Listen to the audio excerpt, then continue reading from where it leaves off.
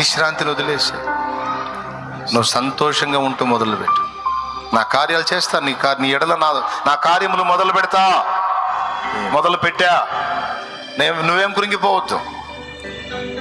నేను అన్యాయస్తుడను కాను, నేను ప్రామిస్ చేసి తప్పిపోయేదానికి మనుషుణ్ణి గాను.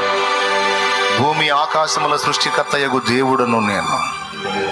భూమి ఆకాశములు తలక్రిందులైన నా వాగ్దానం తప్పిపోదు, నా వాక్యము నిరర్థకము కానేరదు. నా కుమారుడా, నీవు నన్ను నమ్ముచున్నావా? అట్లయితే ఎందుకు భయపడుతున్నావు? ఎందుకు ఏడుస్తున్నావు? ఎందుకు కృంగిపోతున్నావు? ఎందుకు రోగగ్రస్తుడు అవుతున్నావు? ఎందుకు అవిశ్రాంతిలో, అసమాధానంలో, ఆవేదనలో బ్రతుకుతున్నావు? వదిలే. నాకు మొర్రపెట్టమన్నాగా, అన్ని సిద్ధపరిచాను, నేను నీకు అందిస్తా.